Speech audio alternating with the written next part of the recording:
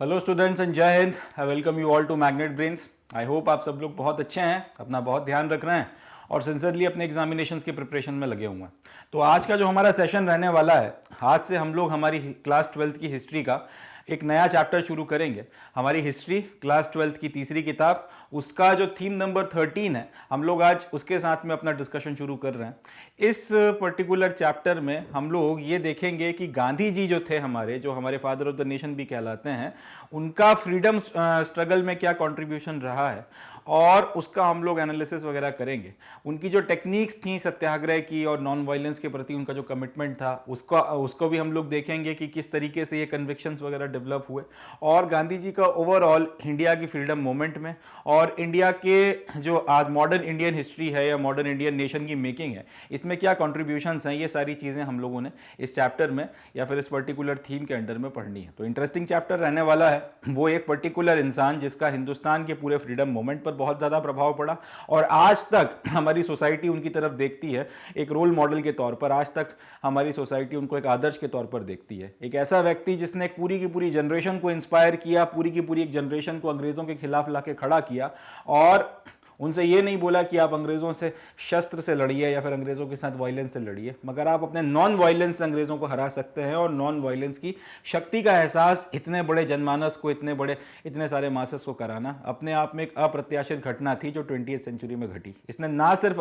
हमारे हिंदुस्तानियों को अफेक्ट किया, मगर दुनिया में जहाँ जहाँ लोगों ने इसके बारे में सुना, सब लोग इससे आश्चर्यचकित हुए, सब ने इससे इंस्पिरेशन उठाया और गांधी जी के आइडियल्स ना सिर्फ इंडियन फ्रीडम मूवमेंट में एक बहुत इंपॉर्टेंट कॉन्ट्रीब्यूशन रखते हैं, बट साथ ही साथ बाकी जगहों पर भी काफ़ी सारे लोगों ने गांधी जी के आइडियल से, गांधी जी के प्रिंसिपल से, गांधी जी का जो रास्ता था उससे मोटिवेशन लेके अपने अपने देशों में भी काफ़ी इंस्पायरिंग तरीके से मूवमेंट्स वगैरह लीड किए हैं। तो हम काफ़ी सारी चीज़ों के कारण अगर हम देखें तो गांधी जी अपने आप में एक बहुत इंपॉर्टेंट फिगर हो जाते हैं और इसलिए ज़रूरी हो जाता है कि डिटेल में गांधी जी के बारे में और गांधी जी के कॉन्ट्रीब्यूशन के बारे में पढ़ा जाए और वही चीज़ हम लोग इस पर्टिकुलर चैप्टर में करने वाले हैं। तो हमारे चैप्टर का जो नाम रहने वाला है वो रहेगा Mahatma Gandhi and the nationalist movement. तो हम लोग यहाँ पे दो चीजें करेंगे। हम लोग गांधी जी की पर्सनालिटी, गांधी जी के कन्विक्शन, थॉट प्रोसेस, उनको भी पढ़ते चलेंगे और उनका फिर हमारा जो नेशनलिस्ट मूवमेंट रहा है, पूरा का पूरा जो हमारा फ्रीडम मूवमेंट रहा है, उसके ऊपर क्या असर पड़ा, उसका भी एक ब्रॉड व्यू लेते चलेंगे। और ये चैप्टर आपको कहां देखने को मिलेगा?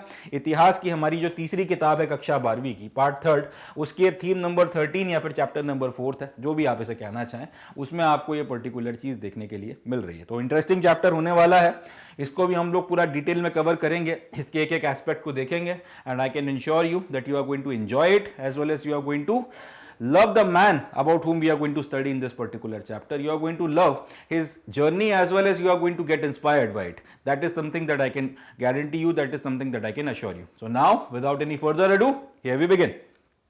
तो पहला टॉपिक हमारा रहने वाला है वो रहेगा civil disobedience and beyond.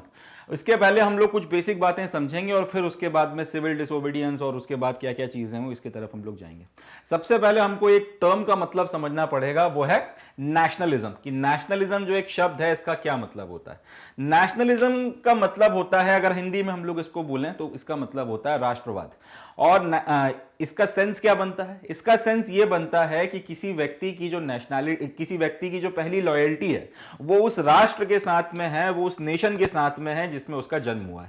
Let's say कि ये आपका एक नेशन है, ठीक है। अब आपने यहां पे जन्म लिया है, आप यहां पे पले बड़े हैं, आपने यहां पर शिक्षा दीक्षा प्राप्त करी है, यहीं पर आपका पूरा का पूरा जो है उत्थान हुआ है, यहीं आपने करियर बनाया एंड ऑल दैट। अब यहां नेशनलिज्म का मतलब यह है कि किसी भी व्यक्ति की जो पहली लॉयल्टी होगी वो अपने इस नेशन के साथ में होगी। क्यों? क्योंकि उसका यहां पर जन्म हुआ है। क्यों? क्योंकि वो यहां पे पला बड़ा है। क्यों? क्योंकि उसका जो पूरा का पूरा जीवन जो है उसमें जितना भी सिग्निफिकेंट कंट्रीब्यूशन किया गया है वो इस नेशन के द्वारा किया गया है, वो इस नेशन का पार्ट है, क्योंकि वो इस नेशन का जो कल्चर है उसके साथ में परिचित है, वो उस कल्चर में पला बड़ा है। इसी तरीके से वो यहाँ की भाषा बोलता है, यहाँ का खान पान और बाकी सारी चीजें उसने अपनाई हैं। यहाँ पे जो भी आपके नियम कायदे हैं वो उनका पालन वगैरह भी करता है और इस तरीके की काफी सारी चीजें आती चली जाती हैं। तो ये सब कुछ अगर आप देखोगे तो उसको एक पर्टिकुलर, उसका और इस पर्टिकुलर जमीन के बीच में एक रिलेशनशिप स्टैब्लिश करता है और वो है राष्ट्रवाद का, वो है नेशनलिज्म का। और इसी पर्टिकुलर नेशनलिज्म के रिलेशनशिप के साथ में वो व्यक्ति और ये जमीन या फिर ये जो देश जहां पे वो पैदा हुआ है उनके बीच में एक रिश्ता है, वो इसके साथ में जुड़ा हुआ है। इसकी पहली जो लॉयल्टी होगी वो इस पर्टिकुलर देश के साथ में होगी, इर्रेस्पेक्टिव ऑफ द फैक्ट कि उसका रिलीजन क्या है, उसकी कास्ट क्या है, उसका कलर क्या है, डजंट मैटर। इसके दो एक एग्जांपल्स हम लोग उठाकर देखते हैं। जैसे सबसे पहले हम लोग बात करते हैं यूनाइटेड स्टेट्स ऑफ अमेरिका की। अब यूनाइटेड स्टेट्स ऑफ अमेरिका में पैदा होने वाला हर एक व्यक्ति या फिर अमेरिका का जो नागरिक है वो अमेरिकन कहलाता है। वो अमेरिकन इसलिए कहलाता है क्योंकि वो अमेरिकन कॉन्स्टिट्यूशन में बिलीव करता है, वो मानता है कि मेरा जो संविधान है वो सुप्रीम है मेरे लिए। इसी तरीके से वो वहां का जो कस्टम्स हैं, कल्चर्स हैं, उनको फॉलो करता है और वहां के नियम कायदे मानता है। राष्ट्र उसको वहां पर जो भी फैसिलिटीज देता है उनका फायदा उठाता है और अपना जीवन यापन करता है। तो इस सारी चीजों को, क्योंकि वो राष्ट्र से इतना कुछ ले रहा है, तो उस बदले में उसकी जो पहली लॉयल्टी होगी वो होगी राष्ट्र के साथ में, वो होगी यूनाइटेड स्टेट्स के साथ में। अब इस बात से फर्क नहीं पड़ता कि उसके माता पिता यूरोप में कहीं से उठकर आए थे या फिर अफ्रीका में कहीं से उठकर आए थे, अगर वो अमेरिकन है तो उसकी पहली लॉयल्टी अमेरिका के साथ में होगी। जैसे बराक ओबामा की बात कर लेते हैं, उनके राष्ट्रपति रहे थे। अब उनके जो पिताजी थे वो केन्या के थे, मगर इसका ये मतलब नहीं है क्योंकि पिताजी केन्या से थे तो वो केन्यन हो गए या केन्या के साथ में रिलेशनशिप हो गया। ठीक है, पिताजी केन्या के थे तो थे, मगर मेरा जन्म तो अमेरिका में हुआ है और क्योंकि अमेरिका में पूरी जिंदगी कटी है, अमेरिका ने यहाँ राष्ट्रपति बनने तक का मौका दिया है, जीवन को एक बहुत अच्छे तरह से जीने का मौका दिया है, सारी फैसिलिटीज दी हैं, पूरी तरह से लाइफ को सपोर्ट किया है, तो मैं पहले अमेरिकन हूं, मेरी पहली लॉयल्टी अमेरिका के साथ में। अब ये जो पर्टिकुलर फैक्ट है वो होता है नेशनलिज्म। इसी तरह से अगर हम लोग हिंदुस्तान की बात कर लें, हम लोग कई तरह तरीके की लैंग्वेजेस बोलते हैं, हमारे कई सारे कस्टम्स हैं, कई सारे कल्चर्स हैं, कई सारे तरीके के खाने खाते हैं, सब कुछ है, मगर उसके बाद में भी हम लोग पहले इंडियन हैं और उसके बाद में हम लोग तमिल हो सकते हैं, तेलुगु हो सकते हैं, गुजराती, मराठी, वो सारी चीजें हो सकती हैं। हमारी बाकी सारी जो आपकी आइडेंटिटीज हैं, बाकी सारी जो लॉयल्टीज हैं वो बाद में आती हैं। सबसे पहले और सबसे फोरमोस्ट जो एक चीज है वो है हिंदुस्तानी, कि हम लोग सबसे पहले इंडियंस हैं। हमारी जो पहली लॉयल्टी है भारत माँ के साथ है या भारत देश के साथ में। इसकी वजह यह है यहीं पैदा हुए हैं, यहीं का अनाज हमारे शरीर में खून बन के दौड़ रहा है। इसी देश ने हमें वो सारे मौके दिए हैं कि हम अपना जीवन यापन अच्छे से कर पा रहे हैं, हमें पढ़ने का, हमारा करियर बनाने का मौका दिया है, परिवार बनाने के मौके दिए हैं, खुश होने का मौका दिया है, हर तरीके की फैसिलिटीज दी हैं, 50 तरीके की अपॉर्चुनिटीज दी हैं, सब कुछ इस देश ने दिया है। तो सबसे पहली लॉयल्टी इस देश के साथ में है और उसके बाद में कोई और चीज आती है, regional loyalty, linguistic loyalty, cultural loyalty, religious loyalty, caste loyalty, सब बाद में है। सबसे पहले हिंदुस्तानियत जो है वो आपके ऊपर वो सबसे इंपॉर्टेंट और सबसे प्राइम चीज हो जाती है। अब ये जो चीज है इसको कहा जाता है नेशनलिज्म। ये नेशनलिज्म का जो कंसेप्ट है ये बड़ा मॉडर्न कंसेप्ट है और ये लाइक आप 15वीं 14वीं 16वीं या 17वीं शताब्दी में अगर आप तलाशोगे तब ये आपको देखने को नहीं मिलता था। 18th 19th सेंचुरी के आसपास से नेशनलिज्म का जो कंसेप्ट है वो बनना शुरू हुआ है। 20th सेंचुरी आते आते ये कंसेप्ट जो है क्रिस्टलाइज हुआ है। हमारे देश में भी 1857 के पहले तक जो है ये पर्टिकुलर भाव कि हम लोग हिंदुस्तानी पहले हैं और उसके बाद कुछ और हैं, ये भाव इतना ज्यादा नहीं हुआ करता था। 1857 का जो रिवोल्ट है उसके नाकामयाब होने की एक बहुत बड़ी वजह यह भी थी कि इंडियन नेशनलिज्म जो है उस तरीके की कोई भावना इस देश में नहीं होती थी। इस देश में लोग जो है अपनी रीजनल लॉयल्टीज वगैरह रखते थे, अपनी कास्ट लॉयल्टीज रखते थे, रिलीजियस लॉयल्टी रखते थे। कोई अवध का है तो वह अवध के प्रति लॉयल्टी रख रहा है, कोई बंगाल का है तो वह बंगाल के प्रति लॉयल्टी रख रहा है, कोई पंजाब का है तो पंजाब के प्रति लॉयल्टी रख रहा है। इस तरीके से कोई एक ओवरऑल ये थॉट नहीं था हम लोगों के दिमाग में कि पहले हम लोग हिंदुस्तानी हैं, फिर पंजाबी हैं, फिर बंगाली हैं, फिर अवध के हैं, अवधी हैं, या इस तरीके की चीजें ऑल दैट। वक्त के साथ में 1857 के बाद धीरे धीरे धीरे धीरे ये भाव मजबूत होता चला गया और हमारा जो नेशनल मूवमेंट है वो इसी पर्टिकुलर चीज के ऊपर जो है एम्फेसाइज करता था, इसी पर्टिकुलर चीज के ऊपर फोकस करता था कि पहले हम लोग इंडियंस हैं, उसके बाद में कोई और आइडेंटिटी आती है। तो ये जो नेशनलिज्म की भावना है ये भी एक दिन में या 2 दिन में नहीं आती, ये भी ग्रेजुअली धीरे धीरे धीरे धीरे बनती है। तो वो नेशनलिज्म की भावना आपका 18th 19th सेंचुरी जो है उसमें क्रिस्टलाइज होना शुरू हुई है और उसके बाद में आपकी जो 20th सेंचुरी है इसमें काफी ज्यादा मजबूत होती चली गई है। आज की तारीख में अगर आपसे कोई पूछे कि आप कौन है, आपका पहला जवाब होगा इंडियन और उसके बाद में कोई और बात। तो ये पर्टिकुलर जो जवाब है उसके पीछे की वजह यह है कि अब जो नेशनलिज्म का भाव है या फिर जो अब नेशनलिज्म की फीलिंग है वो काफी ज्यादा क्रिस्टलाइज हो गई है, काफी ज्यादा मजबूत हो गई है। और ये जो पर्टिकुलर भाव है वो आपको आपके देश के साथ में बांधता है, वो आपको आपके देश के साथ में जोड़ता है, आपको आपके देश के साथ में आपको एक स्पेशल रिलेशनशिप स्टैब्लिश करता है। इनफैक्ट वो जो एक गाना है केसरी मूवी का तेरी मिट्टी, उसमें जो है कि बात बताई गई है कि ए मेरी जमी अफसोस नहीं तेरी खातिर सौ सौ दर्द सहे, खुशहाल रहे तेरी आन सदा या आबाद रहे तेरी आन सदा, ये जान मेरी रहे ना रहे। अब ये जो पर्टिकुलर भाव है, ये जो पर्टिकुलर एक जो फीलिंग आ रही है आपको आपके देश के प्रति, आपकी जमीन के प्रति, ये जो लॉयल्टीज हैं, इसको आप नेशनलिज्म कह सकते हैं, इसको आप नेशनलिज्म में काउंट कर सकते हैं। तो ये एक पर्टिकुलर चीज है जिसको समझना जरूरी है इसके पहले कि हम लोग इसके जो भी चैप्टर के कंसेप्ट्स हैं उसमें उतरे कि नेशनलिज्म की बात क्या। आई होप आपको नेशनलिज्म क्लियर हो गया होगा।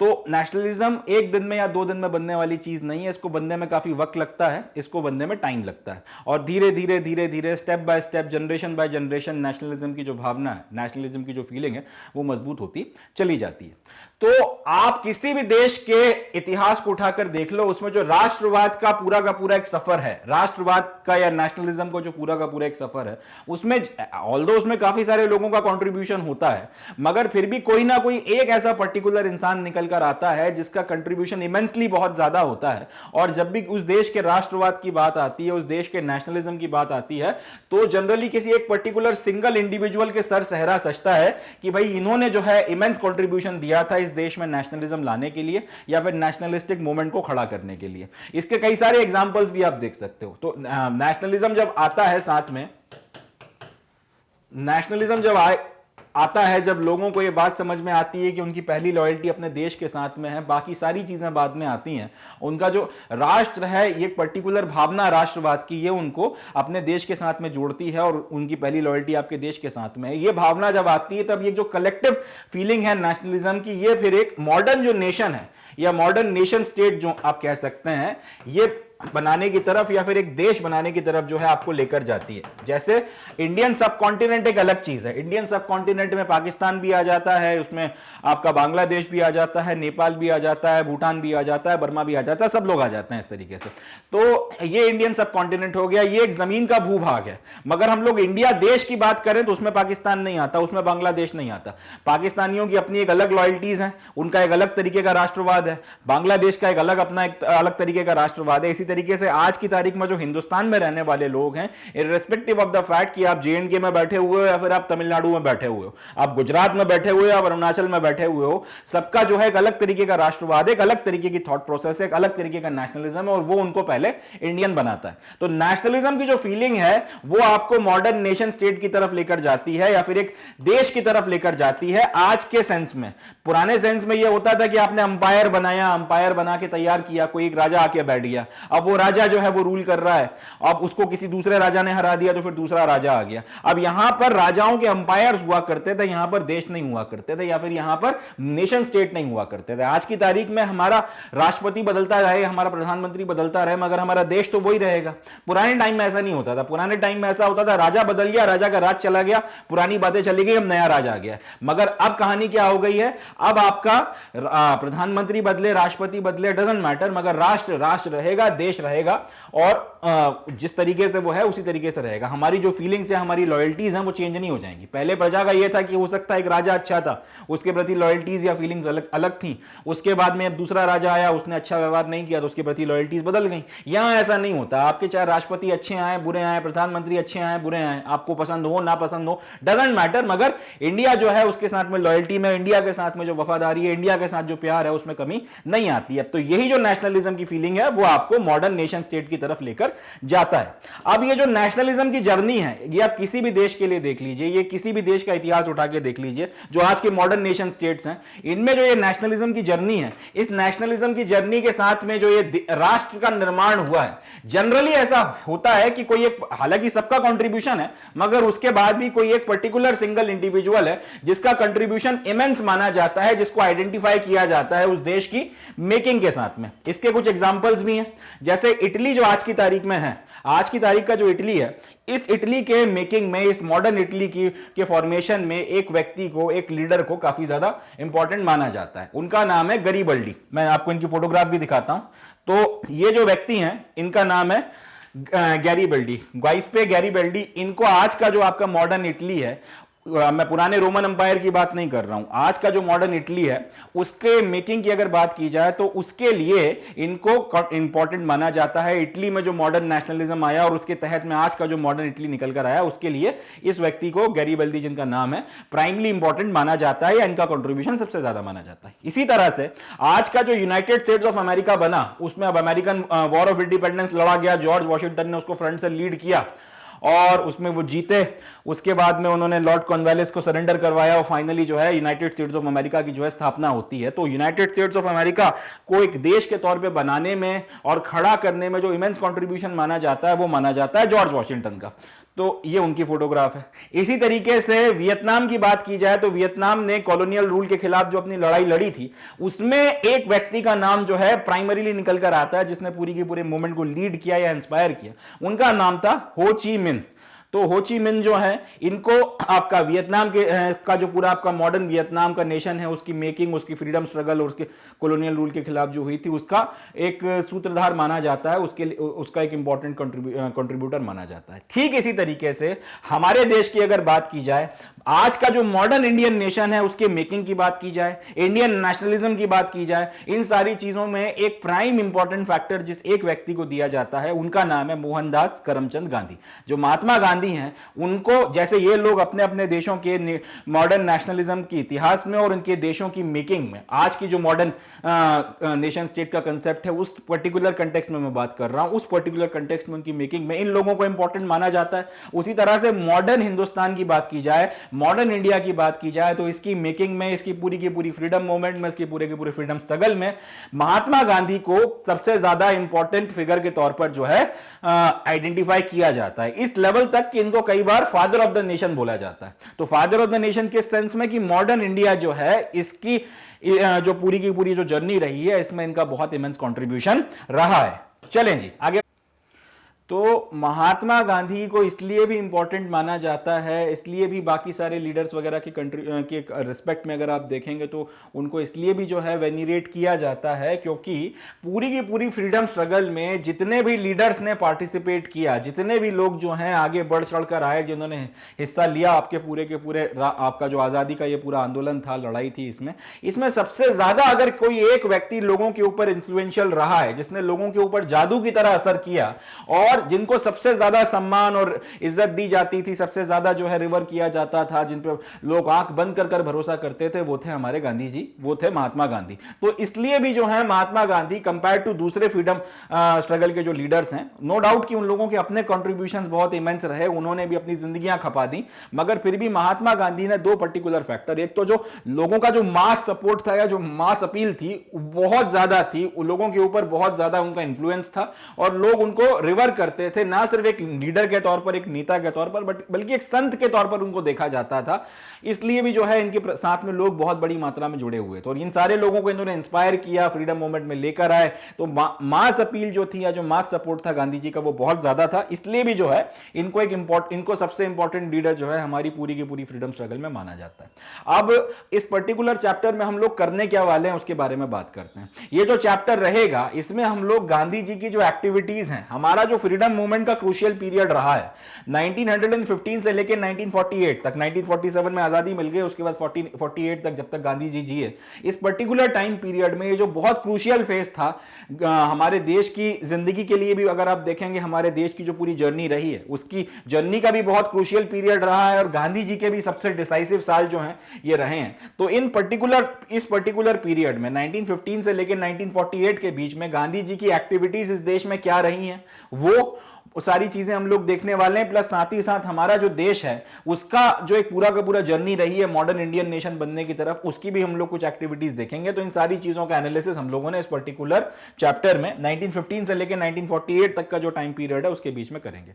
इसमें हम लोग ये भी देखेंगे कि समाज के जो अलग अलग तबके रहे हैं, इंडियन सोसाइटी के जो अलग अलग सेक्शंस थे, उनके साथ में गांधी जी का क्या इंटरेक्शन रहा, गांधी जी ने उसके इंटरेक्शन के रिजल्ट में फिर क्या क्या चीजें करी, किन चीजों के साथ वो खड़े हुए, किन चीजों का उन्होंने विरोध किया, उसका फिर समाज के ऊपर क्या प्रभाव पड़ा और आज तक वो समाज के ऊपर प्रभाव किस तरीके से दिखता है, उन सारी चीजों को भी हम लोग इस पर्टिकुलर चैप्टर में देखने वाले हैं, एनालाइज करेंगे। एंड देन मोस्ट इंपॉर्टेंटली वो सारी की सारी पॉपुलर स्ट्रगल्स और वो सारे के सारे पॉपुलर मूवमेंट जिनको इन्होंने ना सिर्फ इंस्पायर किया मगर साथ ही साथ इन्होंने इनको लीड किया था फ्रंट से, उनकी भी बातचीत हम लोग करने वाले हैं। चाहे वो सॉल्ट सत्याग्रह रहा हो, नॉन कॉर्पोरेशन मूवमेंट हो, भारत छोड़ो आंदोलन हो, सब में अगर एक आदमी फ्रंट से लीड कर रहा है और लाखों लोग उसके साथ में खड़े हुए हैं उसके और इस बात के ऊपर, इस पर्टिकुलर सिद्धांत के ऊपर कि चाहे हम मर जाएं चाहे हम कट जाएं, हम लोग अहिंसा करेंगे, हम लोग अहिंसा के रास्ते पर चलेंगे, हम लोग किसी तरीके की हिंसा नहीं करने वाले, हम ना सिर्फ अंग्रेजों से अपनी आजादी लेंगे बट हम लोग अंग्रेजों को ट्रांसफॉर्म कर देंगे, हम इनके हृदय और इनकी आत्मा तक में परिवर्तन कर देंगे। इस लेवल तक के कन्विक्शन के साथ में, इस पर्टिकुलर तरीके के का जो थॉट प्रोसेस था, इसके साथ में इतने सारे लाखों लोगों को अपने साथ में लेकर इस तरीके के मूवमेंट्स को लीड करना, ऐसे लोगों के खिलाफ जो इन चीजों का मजाक उड़ाया करते थे, जो समझते थे कि गांधी जी ये सब जो कर रहे हैं इसका कोई सेंस नहीं बनता, ऐसे अंग्रेजों के खिलाफ इस तरीके के हथियारों का इस्तेमाल करना, सत्य, अहिंसा, नॉन वायलेंस, जिनके ऊपर अंग्रेज मजाक उड़ाया करते थे मगर बाद में अल्टीमेटली उन्हीं के सामने झुके और आजादी देना पड़ी, तो वो सारी चीजें कैसे क्या हुई वो भी हम लोग इस पर्टिकुलर चैप्टर में देखने वाले हैं। लास्टली वो सारे अलग अलग सोर्सेज वगैरह जिनकी मदद से हम लोग या फिर हिस्टोरियंस वगैरह गांधी जी का पूरा जो करियर है इंडिया में उन्होंने जो सारी चीजें करी हैं वो सब कुछ, और जो सोशल मूवमेंट वगैरह यहां पे खड़े किए हैं, सोशल मूवमेंट जो इनके साथ एसोसिएटेड रहे, जिनके साथ ये एसोसिएटेड रहे, एक लीडर के तौर पर इनका जो करियर रहा, ये सारी की सारी चीजें, इन सब का जो हिस्ट्री लिखने के लिए जिन सारे सोर्सेस का हमारे हिस्टोरियंस इस्तेमाल करते हैं, वो सारी चीजें भी हम लोग इस पर्टिकुलर चैप्टर में देखने वाले हैं। तो ये सारी चीजें हम लोग इस पर्टिकुलर चैप्टर में करें। जनवरी 1915 में गांधी जी साउथ अफ्रीका से इंडिया वापस लौटते हैं, ठीक है जी। लगभग 20 साल वहां पे रहने के बाद में साउथ अफ्रीका से इंडिया गांधी जी वापस आते हैं। साउथ अफ्रीका में ये एक लॉयर के तौर पर गए थे एंड वहां पर रहे, वहां पे उन्होंने प्रैक्टिस करी, वहां इनकी बढ़िया प्रैक्टिस जम भी गई, अच्छी प्रैक्टिस कर रहे थे और बढ़िया तरीके से उनकी जिंदगी वहां पे चल रही थी।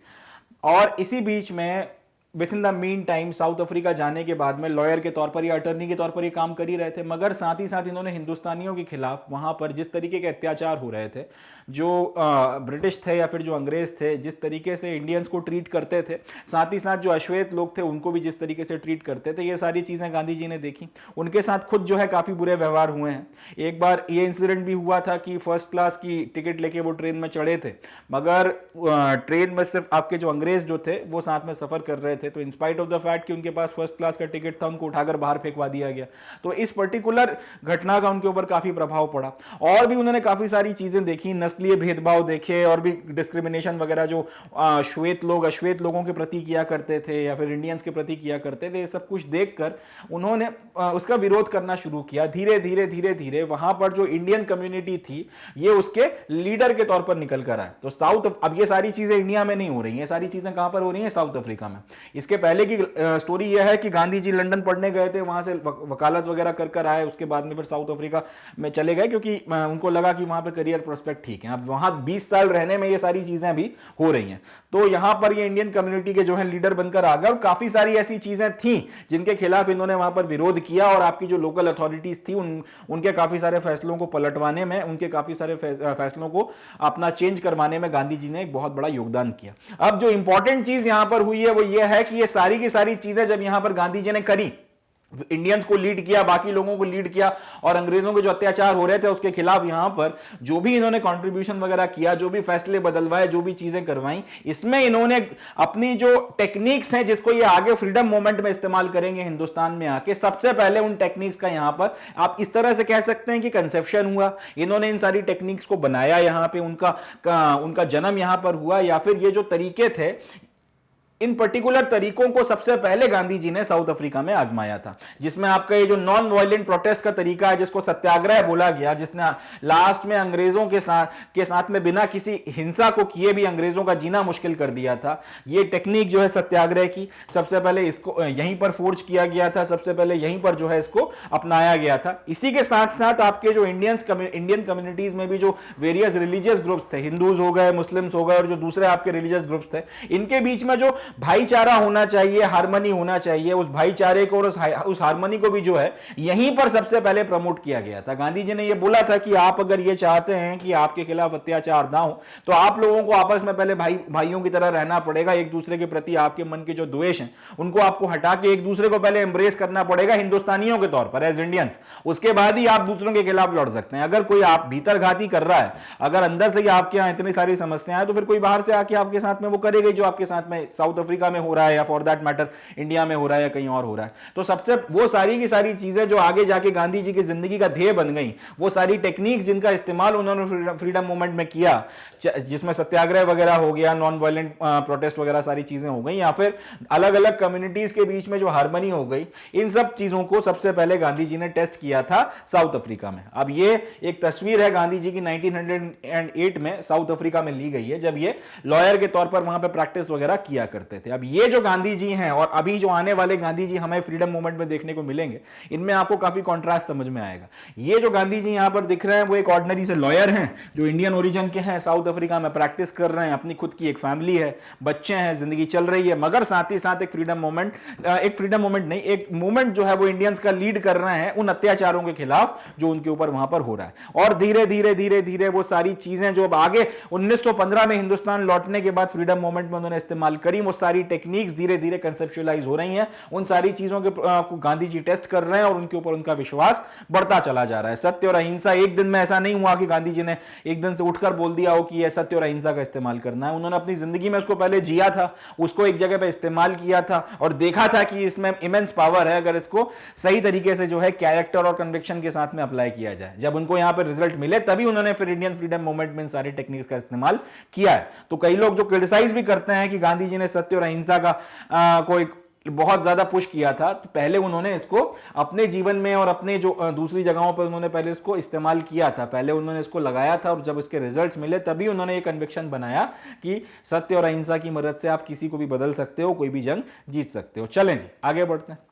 साथ ही साथ इन्होंने जो अपर कास्ट थी उनको भी यहीं पर सबसे पहले अलर्ट किया उस डिस्क्रिमिनेटरी ट्रीटमेंट के प्रति जो वो लोअर कास्ट के प्रति और महिलाओं के प्रति करते थे। तो ये जो पर्टिकुलर डिस्क्रिमिनेटरी ट्रीटमेंट आपको देखने को मिलता है इंडियन सोसाइटी में, अब तो खैर बहुत कम हो गया है, मगर जब उस जमाने में जो डिस्क्रिमिनेटरी ट्रीटमेंट काफी ज्यादा आपको देखने को मिलता था, इसके प्रति भी आपने अपनी जो सोसाइटी के अलग अलग तबके थे उनको आपने अलर्ट किया कि भाई ये सारी चीजें जो हैं आप नहीं करें, ये सारी चीजें अगर आपने नहीं छोड़ी तो फिर आप किस अत्याचार के खिलाफ लड़ने की बातें कर रहे हैं। जो चीज अंग्रेज आपके साथ में कर रहे हैं, जिसको आप अत्याचार कर रहे हो, दूसरे लेवल पर आप वही सारी चीजें अपने जो साथ के लोग हैं उनके ऊपर और महिलाओं के ऊपर कर रहे हो। तो एक जगह ये नहीं हो सकता कि आप अंग्रेजों के अत्याचार के खिलाफ लड़ो और दूसरी जगह आप जो अत्याचार कर रहे हो उसका कोई सेंस ही नहीं बनता, वो उसको आप अत्याचार ही नहीं मानते हो। अपने अंदर से आपको ये सारी चीजें हटाना पड़ेंगी, तब आप अंग्रेजों की आंखों में आंखें डालकर कन्विक्शन के साथ में खड़े हो सकते हैं और ये बोल सकते हैं कि आप अत्याचार कर रहे हैं और हमारे ऊपर अत्याचार हो रहा है। जब तक आप अपने अंदर जो आपकी समाज में चीजें कर रहे हैं जब तक वो नहीं हटा पाएंगे, तब तक अंग्रेजों से ये कहने का राइट भी आपके पास में नहीं बनता कि आप अत्याचारी हैं और हमारे ऊपर अत्याचार हो रहा है, क्योंकि दूसरे लेवल पर वही सारी चीजें आप भी कर रहे हो।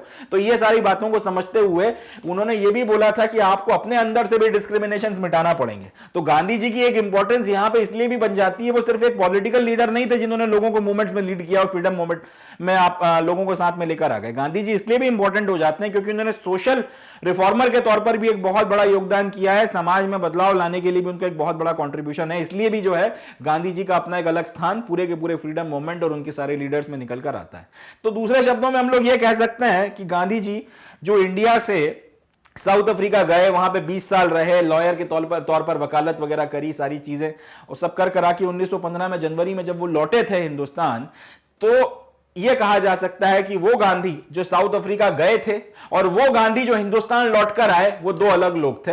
वो गांधी जो साउथ अफ्रीका गए, वहां पर लॉयर के तौर पर प्रैक्टिस करी, पत्नी बच्चों के साथ एक बढ़िया जिंदगी कट रही थी। ये देखिए पीछे एमके गांधी अटर्नी लिखा हुआ है, तो बढ़िया वकालत वगैरह चल रही थी, सब ठीक चल रहा था। ये गांधी अलग थे, यहां पर जो जिंदगी जी है और यहां पर जो आपकी अलग अलग तरीके के डिस्क्रिमिनेशन के खिलाफ, चाहे वो अंग्रेजों के खिलाफ जो अंग्रेज कर रहे हो हिंदुस्तानियों पर, उसके खिलाफ खड़े हो गए हो, चाहे अपनी सोसाइटी में जो चीजें हो रही हैं और उसके खिलाफ उन्होंने लोगों को एडवाइस किया हो, वो हो, दोनों चीजों के खिलाफ जो सारे उन्होंने एक अपना आप इस तरह से कह सकते हैं एक मूवमेंट लीड किया। वहां पर जिस तरीके के एक्सपीरियंसेस हुए उसके बेसिस पर वो गांधी जो वापस लौट कर आए, वो उस गांधी से ऑल टुगेदर अलग थे जो हिंदुस्तान छोड़कर गए थे। इंपॉर्टेंट पॉइंट है, याद रखिएगा। The Gandhi that returned back from South Africa, short में यहां पे ऐसे लिखा हुआ है।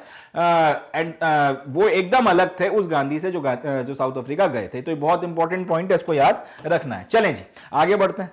ठीक इसी तरीके से वो हिंदुस्तान जो गांधी पीछे छोड़कर गए थे 1893 में, और वो हिंदुस्तान जिसमें गांधी लौट कर आए थे 1915 में, ये भी अलग अलग दो हिंदुस्तान थे। 1893 का हिंदुस्तान जिसको गांधी जी छोड़कर साउथ अफ्रीका जाते हैं वकालत वगैरह को स्टैब्लिश करने के लिए, वो एकदम अलग था। 1915 में जब ये लौट कर आते हैं तब ये जो हिंदुस्तान पाते हैं ये ऑल टुगेदर अलग था। इस हालांकि अभी भी अंग्रेजों की एक कॉलोनी था, अभी भी हिंदुस्तान जो है अंग्रेजों का गुलाम था, मगर 1893 के कंपैरिजन में 1915 में अब इंडिया जो है बहुत ज्यादा पॉलिटिकली एक्टिव था। अब यहां पर राष्ट्रवाद की अलख जल रही थी, अब यहां पर फ्रीडम मूवमेंट जो है ज्यादा एक्टिव था। 1893 के कंपैरिजन में आपको हिंदुस्तान पॉलिटिकली ज्यादा एक्टिव समझ में आता है। इंडियन नेशनल कांग्रेस की स्थापना तो तभी हो गई थी जब गांधी जी यहां से गए थे, उसके पहले ही हो गई थी। 1885 में इंडियन नेशनल कांग्रेस की स्थापना हो गई, 1893 में ये गए, मगर तब तक इंडियन नेशनल कांग्रेस को बने हुए सिर्फ 8 साल हुए थे, और वो एक पार्टी के तौर पर इतना ज्यादा या फिर एक पॉलिटिकल मूवमेंट के तौर पर इतना ज्यादा इंफ्लुएंशियल नहीं थी। मगर 1915 में जब गांधी जी लौटकर आते हैं तब तक इंडियन नेशनल कांग्रेस का भी ट्रांसफॉर्मेशन हुआ है।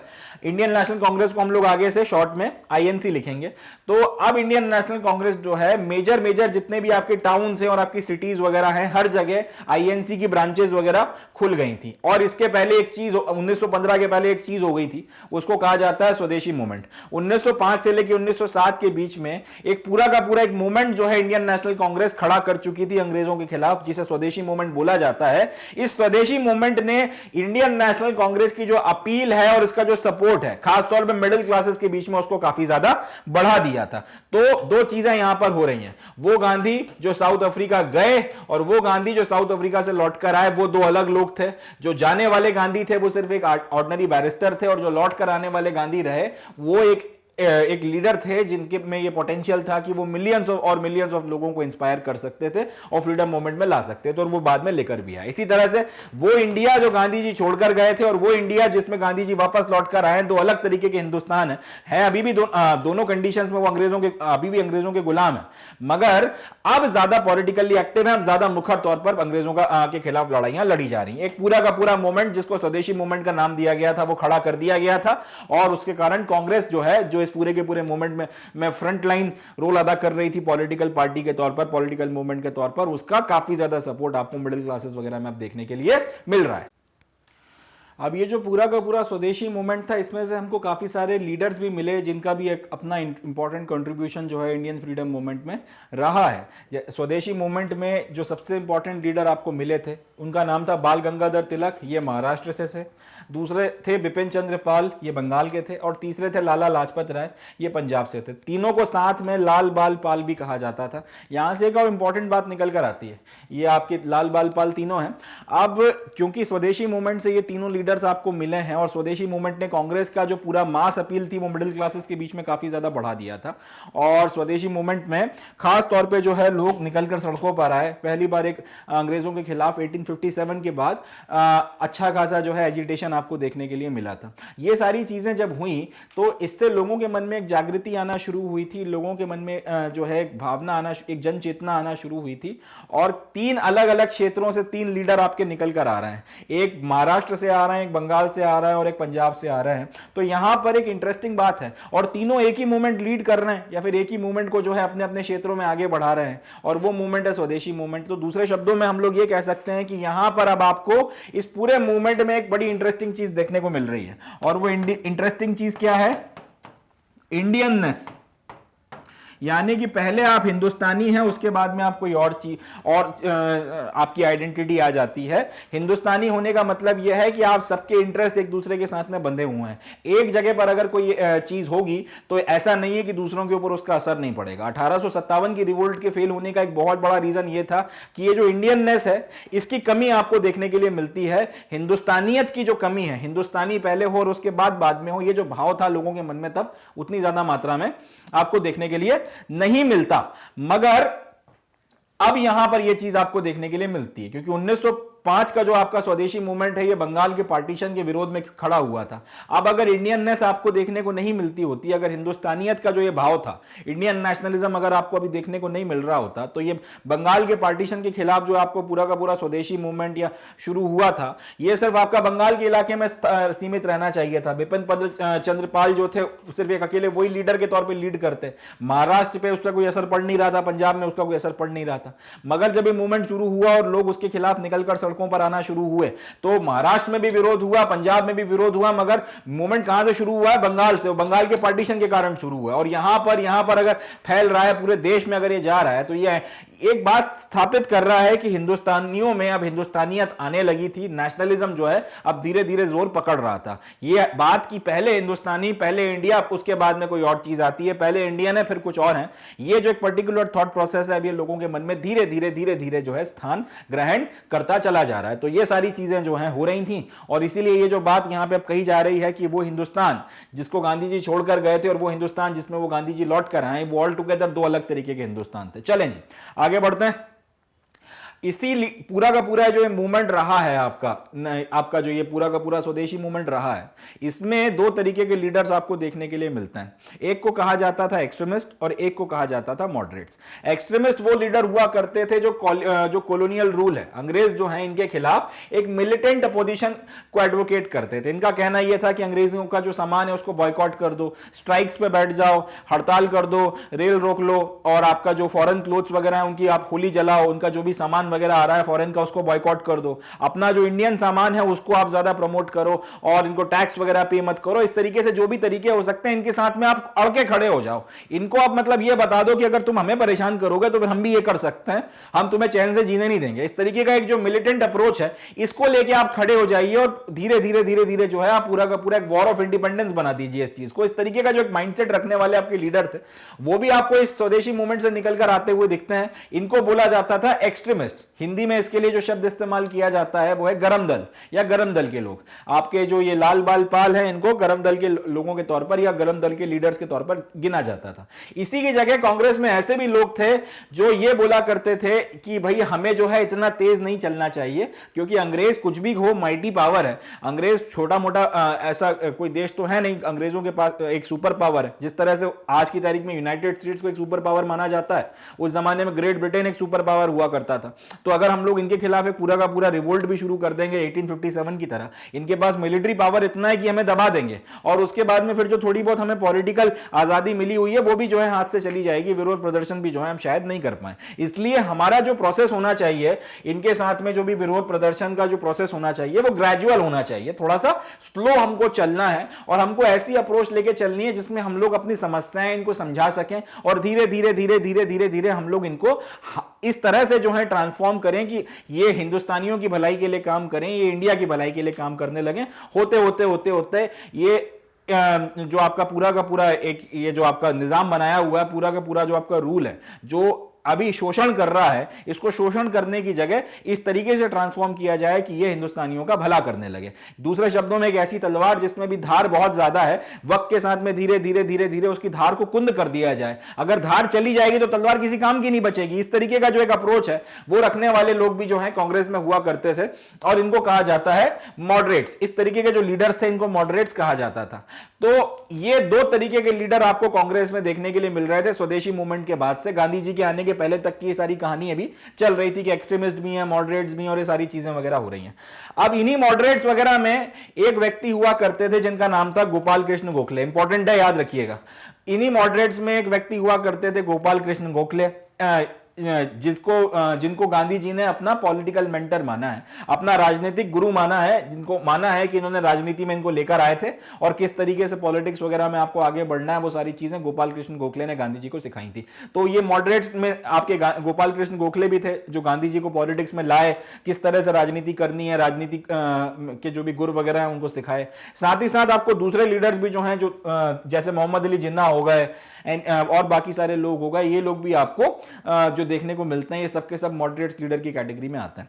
अब इनके बारे में भी, या फिर इनका जो प्रभाव पड़ा गांधी जी के ऊपर, खासतौर पे गोपाल कृष्ण गोखले का, उसके बारे में हम लोग बातचीत करें।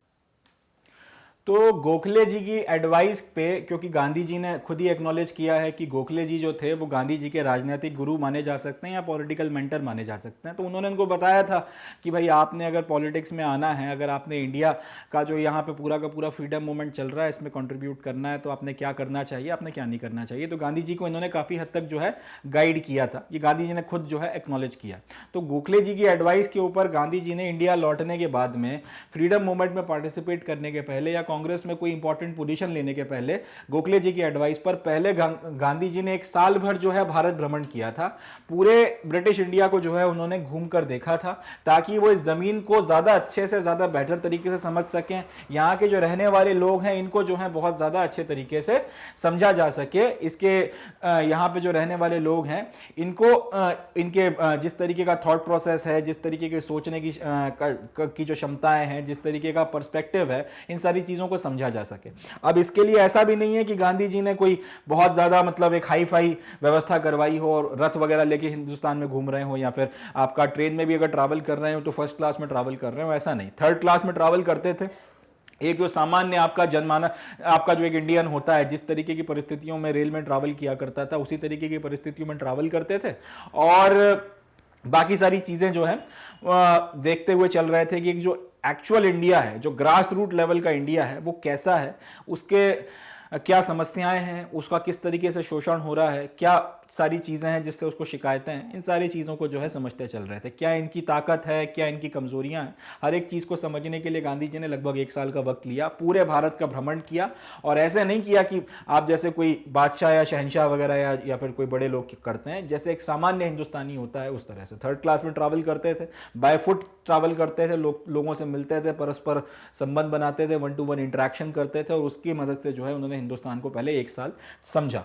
1 साल तक इंडिया में पूरा ट्रैवल करने के बाद में उनका जो पहला मेजर पब्लिक अपीयरेंस हुआ है, यानी कि लोगों के सामने एक लीडर के तौर पर पहली बार जब वो मंच पर आए हैं, या फिर जो पहला पब्लिक अपीयरेंस हुआ है वो हुआ था जब बनारस हिंदू यूनिवर्सिटी की 1916 में स्थापना हुई थी। उसकी जो ओपनिंग सेरेमनी हुई थी 1916 फरवरी के महीने में बनारस हिंदू यूनिवर्सिटी, उसका जो समारोह हुआ था उसमें पहली बार एक लीडर के तौर पर उन्होंने अपना एक पहला मेजर पब्लिक अपीयरेंस दिया था। इंपॉर्टेंट है, याद रखिएगा, गांधी जी हिंदुस्तान आए 1915 में वापस लौटकर साउथ अफ्रीका से। उसके बाद ऐसा नहीं हुआ कि आज आए और कल आपने कांग्रेस को एक बड़े हाई पोस्ट पर ज्वाइन कर लिया और परसों से फिर आपने जो है लीडर के तौर पर भाषण देना शुरू कर दिया और लोगों को लीड करना है, ऐसा नहीं हुआ था। सबसे पहले गांधी जी ने पूरा 1 साल जो है गोखले जी की एडवाइस पर हिंदुस्तान का भ्रमण किया, पूरा हिंदुस्तान देखा, समझा, परिस्थितियों को पूरा क्लियर किया, हिंदुस्तान की कमियां, हिंदुस्तान की कमजोरियां, हिंदुस्तान की ताकत, जब सब कुछ समझ लिया, देख लिया, उसके बाद में उन्होंने एक राजनीति में एक एक्टिव पॉलिटिक्स जो है उसको ज्वाइन किया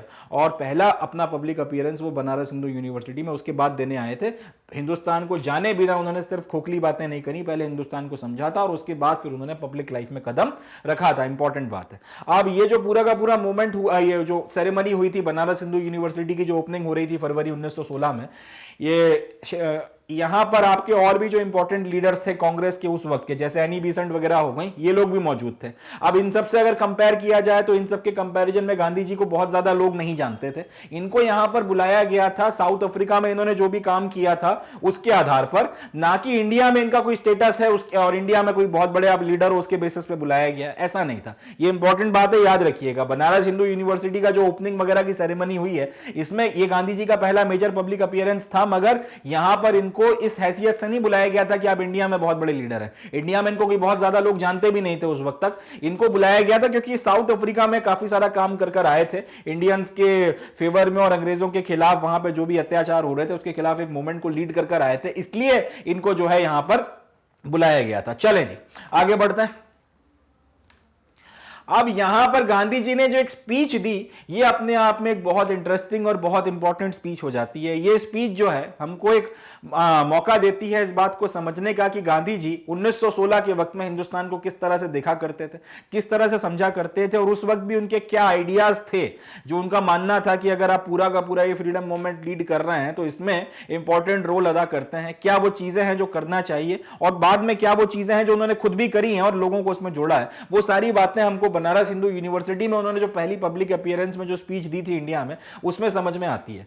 अब ये स्पीच देने के लिए खड़े होते हैं, अपना एक भाषण देते हैं, उसमें जो इंपॉर्टेंट पॉइंट्स थे उसको मैं यहां पे डिस्कस करूंगा, और साथ ही साथ हम लोग ये भी समझते चलेंगे कि कैसे गांधी जी आगे जितने भी मूवमेंट्स को लीड करते हैं उसमें इन्हीं विचारों को वो लेकर आगे की तरफ में बढ़े। सबसे पहले तो इन्होंने इलीट्स जो भी वहां पे बैठे हुए थे उन लोगों से ये बोला कि भाई आप लोगों के मन में जो ये गरीब लोग हैं, जो आपका ये काम वगैरह करने वाले लोग हैं, जो मजदूर वर्ग है, इसके प्रति आप लोगों के मन में बहुत ज्यादा कंसर्न नहीं है, आप इनके प्रति बहुत ज्यादा चिंतित नहीं हो। पहली बात गांधी जी ने यह कही कि जितने भी आपके इलीट बैठे हुए हैं यहां पर, जितने भी ये बड़े लोग बैठे हुए हैं, जो पावरफुल लोग बैठे हुए हैं, जो हिंदुस्तानी है मगर उसके बाद भी हिंदुस्तान की जो गरीब जनता है, जो आपका लेबरिंग पुअर है, उनके प्रति आपके मन में कोई बहुत ज्यादा कंसर्न की भावना नहीं है। आगे ये बोलते हैं कि नो डाउट कि बनारस हिंदू यूनिवर्सिटी ओपन हो रही है, ये अपने आप में एक बहुत आपका गर्व का क्षण है, ये अपने आप में एक बहुत गॉर्जियस शो है, सर्टेनली गॉर्जियस शो, ये अपने आप में गर्व का क्षण है।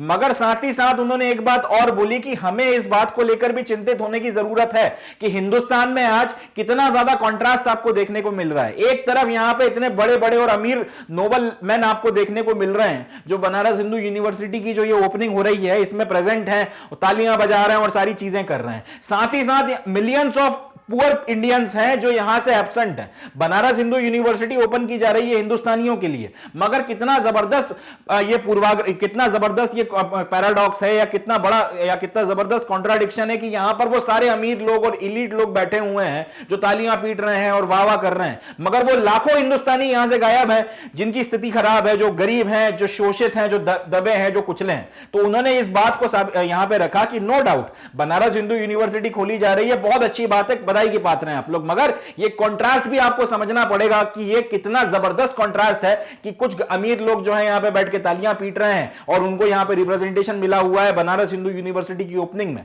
जिसको बोला जा रहा है कि हिंदुस्तानियों के लिए खोली जा रही है। और वो लाखों हिंदुस्तानी जो गरीब हैं, जो शोषित हैं, जो दबे कुचले हैं, जिनके साथ में अत्याचार हो रहा है, वो सब के सब यहां से गायब हैं। उनका कोई रिप्रेजेंटेशन बनारस हिंदू यूनिवर्सिटी जिसको खोला जा रहा है हिंदुस्तानियों के भले के लिए, वो सारे के सारे हिंदुस्तानी जो मेजॉरिटी हैं वो सबके सब गायब है यहां से। ये बात जो है गांधी जी ने यहां पे खोल के रख दी, और इससे आपको ये भी समझ, इन्होंने मतलब इस पर्टिकुलर ये जो सारे इवेंट हो रहे हैं उसकी कलाई खोल के रख दी, ये बताते हुए कि ये सिर्फ शोबाजी हो रही है। जब तक हिंदुस्तानियों को, जो एक्चुअल हिंदुस्तानी है, जो दबा है, कुचला है, शोषित है, उसे शामिल नहीं किया जाएगा, तब तक ये बनारस हिंदू यूनिवर्सिटी की ओपनिंग और ये बाकी सारी चीजें सिर्फ आपका ये शोबाजी है, इससे ज्यादा कुछ नहीं, इसका कोई खास फायदा आपको देखने के लिए नहीं मिलने वाला। आगे गांधी जी ये कहते हैं, there is no salvation for India unless you strip your unless you यानी कि ब्रैकेट में rich strip yourself of this jewellery that is wealth and hold it in trust of your countryman in India. इसका मतलब यह है कि हिंदुस्तान के लिए कोई आजादी नहीं है, हिंदुस्तान के लिए कोई मुक्ति नहीं है, हिंदुस्तान के लिए कोई अच्छे दिन नहीं है, अगर ये जो अमीर लोग हैं ये अपना जो भी प्रॉपर्टी वगैरह है, ज्वेलरी का मतलब यहां पर यह है कि जो भी आपकी प्रॉपर्टी है, जो भी आपकी वेल्थ वगैरह है, जो भी आपका पैसा वगैरह है, ये सब कुछ आप लोग अगर गरीबों की मदद के लिए आगे लेकर नहीं आते, आपके वो गरीब लोग जो लाखों की संख्या में है और उनकी मदद के लिए आप अपनी ये ज्वेलरी से मतलब आपका वेल्थ, आपका पैसा, आपकी जो सारा का सारा फॉर्च्यून, अगर आप उनकी भलाई के लिए इस्तेमाल में नहीं लगाओगे तो हिंदुस्तान का कोई भला नहीं हो सकता, हिंदुस्तान का कोई सल्वेशन नहीं हो सकता, चाहे हम उसके लिए कितनी ही बड़ी बड़ी बातें कर लें। ये एक बात बोली। इसके बाद ये कहते हैं, there can be no spirit of self government about us if we take away from peasants almost whole of the results of their labour.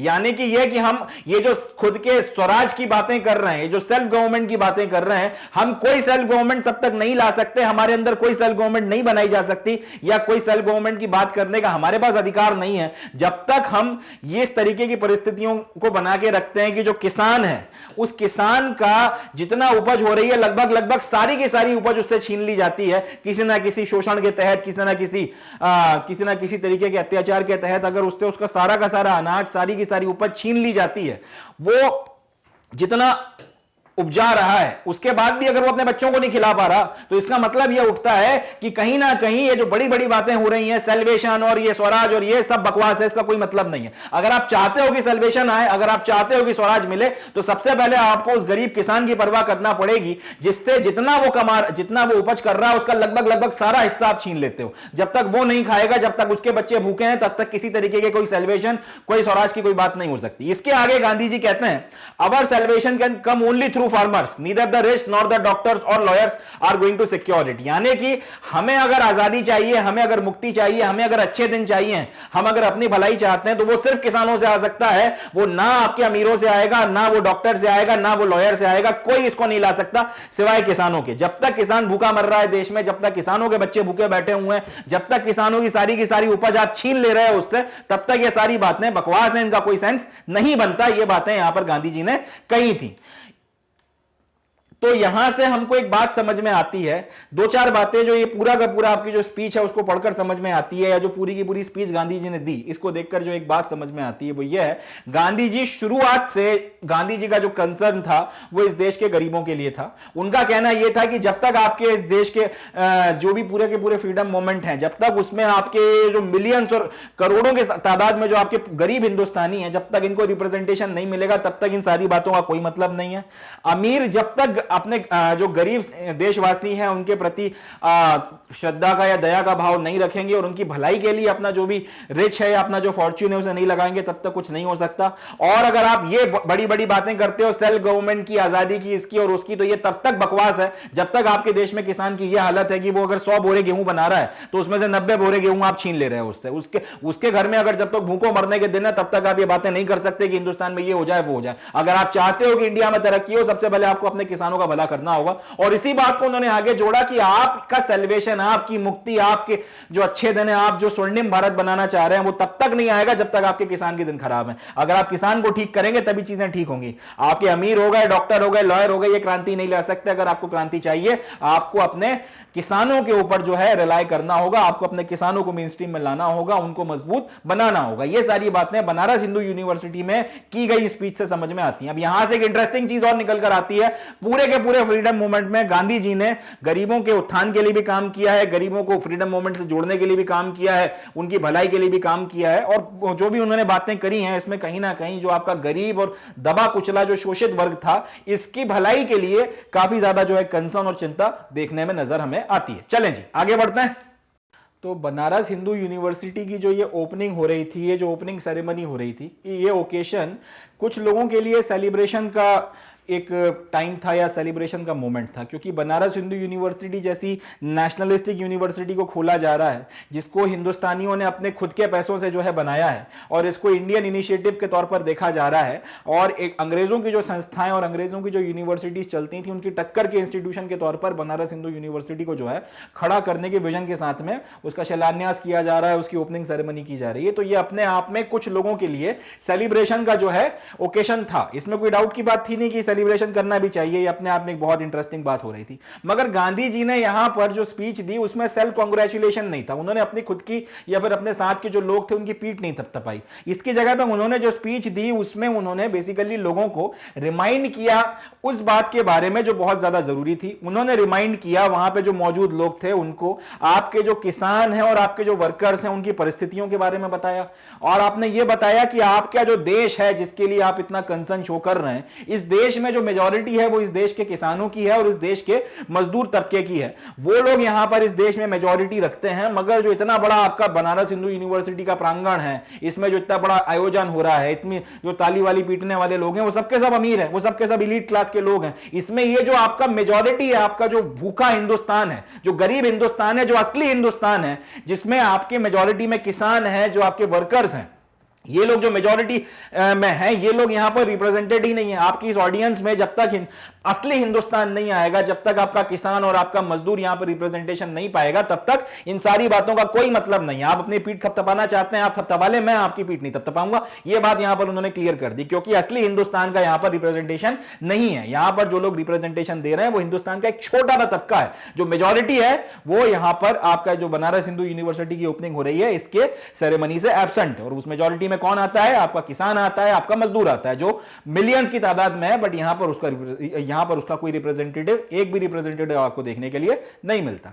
Gandhi ji की जो 1916 की बीएचयू की स्पीच है, ये इसलिए भी इंपॉर्टेंट है क्योंकि उन्होंने एक ऐसा फैक्ट, एक ऐसा सच लोगों के सामने रख दिया जो लोग जानते हुए भी स्वीकार नहीं करना चाह रहे थे। जानते सब थे, समझते सब थे, पता सबको था, मगर कोई बोलना नहीं चाह रहा था। गांधी जी ने सिर्फ उसको बोल दिया, उस फैक्ट को, उस स्टेटमेंट को उस खरे शब्दों में सामने रख दिया कि अब आप उससे इनकार नहीं कर सकते थे। और वो फैक्ट ये था कि इंडियन नेशनलिज्म 1916 में, जब तक गांधी जी ने ये स्पीच दी है तब तक की बात कर रहा हूं, आगे जाके क्योंकि बदलाव आए हैं, इंडियन नेशनलिज्म सिर्फ एक एलीट फेनोमेनन है, यानी कि जो आपका संभ्रांत वर्ग है, जो आपकी अपर क्लास है, वो लोग अपने टाइम पास के तौर पर इंडियन नेशनलिज्म को आगे लेकर चल रहे हैं। जब उनके पास में अपने काम धंधों से वक्त होता है, जब वो फ्री होते हैं, तब वो देश की बात कर लेते हैं, राष्ट्रवाद की बात कर लेते हैं, और वो एलीट फेनोमेनन के तौर पर इसको बनाकर रखे हुए हैं।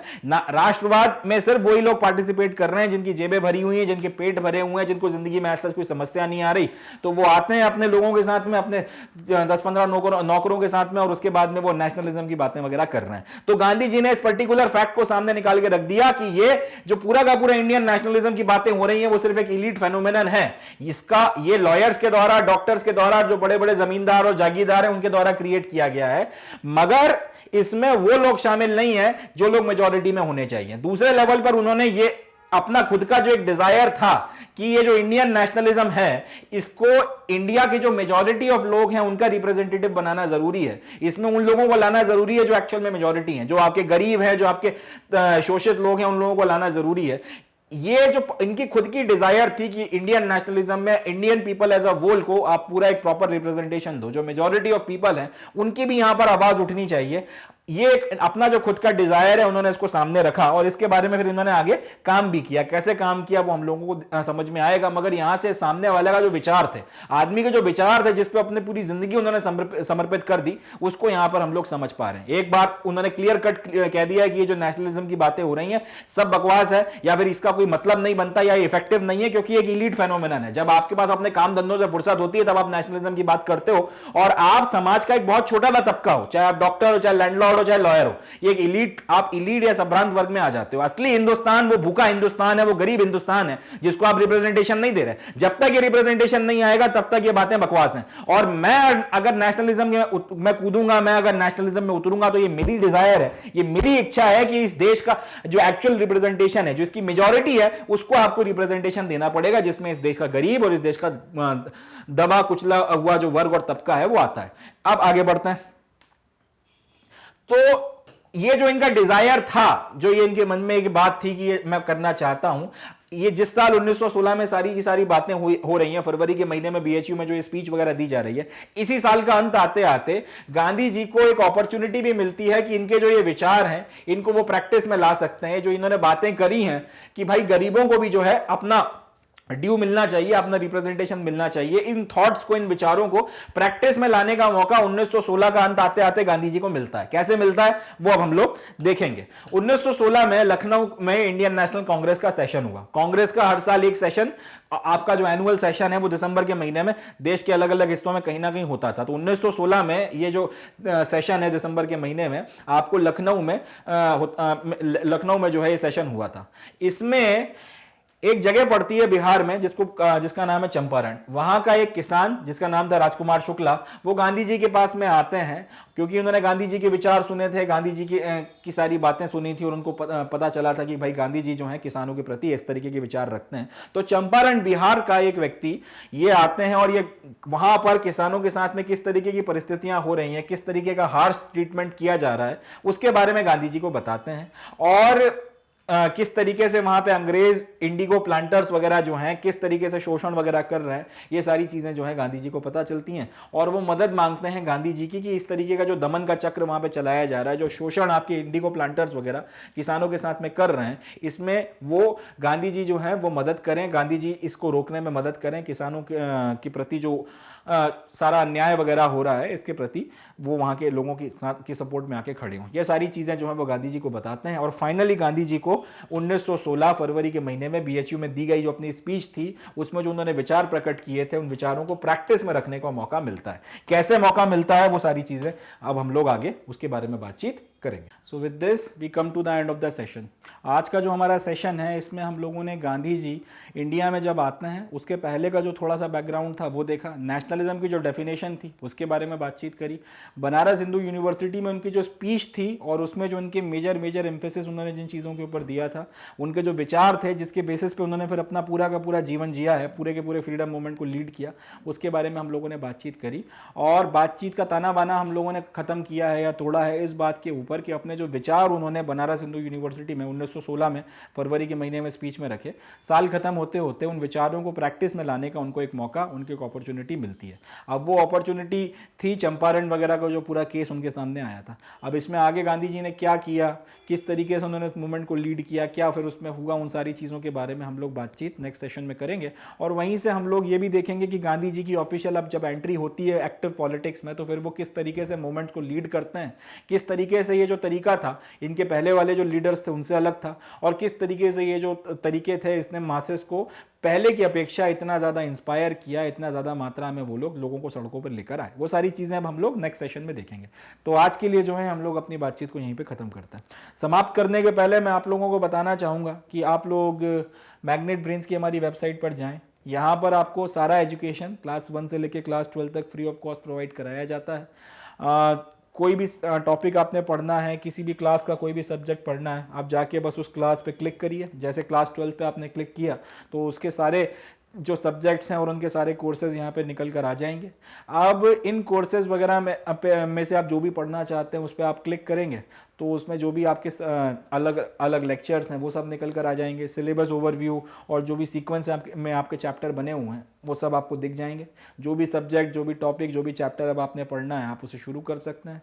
ढूंढने में कोई समस्या नहीं आएगी, जितना चाहें उतना पढ़ सकते हैं। सब कुछ फ्री ऑफ कॉस्ट है। मैग्नेट ब्रेन्स ये कभी नहीं करता कि आपको दो चैप्टर पढ़ाए फ्री ऑफ कॉस्ट और फिर बोले कि आगे के लिए आपको पे करना पड़ेगा। ऐसा कभी नहीं होगा। सारे के सारे कोर्सेज आपको एकदम फ्री मिलेंगे। तो जितना भी आप पढ़ना चाहें सारा का सारा नॉलेज आप एक्सेस कर सकते हैं। जितना भी आप पढ़ना चाहें फ्री ऑफ कॉस्ट बाकायदा पढ़ सकते हैं। जितना चाहें उतना नॉलेज आप गेन कर सकते हैं। तो पढ़ते जाइए, मेहनत करते जाइए और आगे बढ़ते जाइए। इसी नोट पर मैं अपनी वाणी को विराम दूंगा और आप लोगों से विदा लूँगा। मिलते हैं अगले सेशन में। ध्यान रखें, पॉजिटिव रहें एंड आगे बढ़ते रहें। Thank you. जय हिंद।